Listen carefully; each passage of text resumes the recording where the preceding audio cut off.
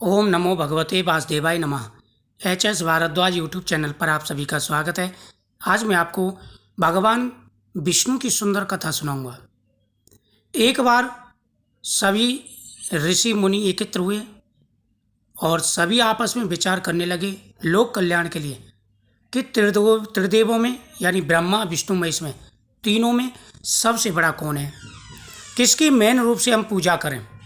अब इस बात का निर्णय नहीं हो पा रहा था। सभी ऋषि मुनि एकत्र हुए, साथ ही सूत जी भी विराजमान थे। सभी ने कहा कि भाई इसका निर्णय तो स्वयं त्रिदेवी कर सकते हैं कि हम मेन रूप से किसकी पूजा करें, सबसे बड़ा कौन है। तो सभी एकत्र हुए तो वहाँ पर भृगु जी को बुलाया गया कि वो ब्रह्मा जी के मानस पुत्र हैं। भृगु जी को बुलाया गया और भृगु जी को एक काम सौंपा गया कि भाई आप जाइए, क्योंकि आप ब्रह्मा जी, आप जाइए और तीनों देवताओं की जो है आप परीक्षा लीजिए, फिर हमें आके बताइए। अब भृगु जी सबसे पहले ब्रह्मदेव के पास गए। ना तो उन्होंने ब्रह्मदेव को नमस्कार किया, ना ही उनको प्रणाम किया, ना ही उनकी स्तुति की, और जाकर के सभा में बैठ गए। अब यह देख करके ब्रह्मदेव को बड़ा क्रोध आया, क्योंकि सभी चाहते हैं ब्रह्मा जी की आराधना करते, उनको नमस्कार करते, तभी सभा में बैठते हैं। अब ब्रह्मदेव ने उनको डांटा फटकारा तो भृगु जी ने कहा कि आप तो पूजा के योग्य नहीं है, आपसे बड़े तो ब्रह्मा, शिव और भगवान विष्णु हैं, तो आपको मैं क्यों पूजूं। इससे ब्रह्मा जी को क्रोध आया और उन्होंने क्रोध को काबू किया, क्योंकि वो उनके पुत्र थे, और उनको सभा से निकाल दिया। अब वो सीधे गए भगवान शिव के पास। भगवान शिव ने भृगु जी को आता देखा तो वो अपने आसन से खड़े हुए और उनको गले लगाने के लिए जैसे ही हाथ दोनों बाजुओं में फैलाई तो भृगु जी एक साइड में खड़े हो गए और कहा कि आपके तो सारे शरीर पर भभूति लगी हुई है, मुंडों की माला आपके गले में है, आपको तो पूजा के योग्य समझना नहीं चाहिए।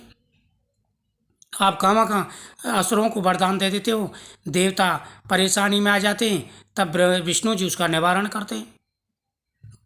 साथ ही माता पार्वती भी खड़ी हुई थी वहाँ पर। तो दो चार बातें ऐसी कही।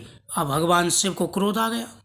भगवान शिव ने जैसे ही त्रिशूल उठाया और भृगु जी पर चलाना चाहा, उसी समय माता पार्वती ने आकर के बीच में उनको रोका कि आप क्या कर रहे हैं, भृगु जी को मत मारिए। अब भृगु जी अपनी जान बचा करके वहाँ से भागे। वहाँ से वो सीधे गए बैकुंठ धाम को। अब क्या होता है, भगवान विष्णु आराम कर रहे थे, माता लक्ष्मी जी चरण दबा रही थी। भृगु जी ने जा करके सीधा भगवान विष्णु की छाती में लात मार दी। जैसे ही लात मारी तीनों लोग हिलने लगे। भगवान विष्णु की आंखें खुली। भगवान विष्णु ने दौड़ करके भृगु जी के चरण कमर पकड़ लिए और कहा कि ऋषिवर, कहीं आपको चोट तो नहीं आ गई, मुझे क्षमा करना, मैं निंद्रा में था, आपके आने का मुझे आभास नहीं हुआ, मेरा हृदय बड़ा कठोर है, कहीं आपके चरणों में, आपके पैरों में चोट तो नहीं आ गई। यह देख करके भृगु जी की आंखों में से आंसू आने लगे। हाथ जोड़ करके कहने लगा, हे सच्चिदानंद स्वरूप, जगत के पालनहार भगवान विष्णु, मधुसूदन, मुझे क्षमा करें।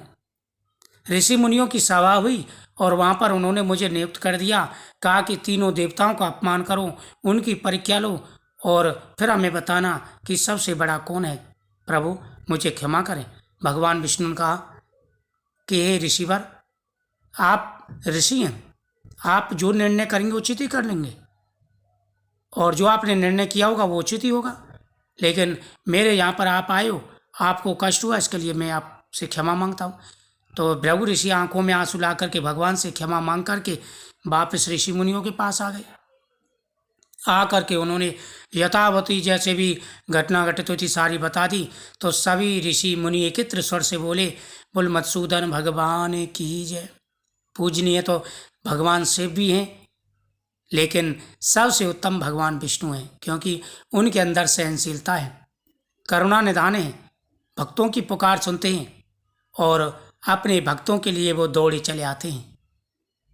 भगवान विष्णु और भगवान शिव में कोई भेद नहीं, लेकिन भगवान विष्णु को उन ऋषि मुनियों ने उत्तम बताया कि पूजा करो भगवान विष्णु की, मानो सबको भगवान विष्णु की, लेकिन भगवान विष्णु और भगवान शिव में द्वेष नहीं करना चाहिए। भगवान शिव और भगवान विष्णु एक ही हैं। जो भगवान शिव की पूजा करते हैं भगवान विष्णु प्रसन्न होते हैं, और भगवान विष्णु की पूजा करते हैं तो भगवान शिव प्रसन्न होते हैं।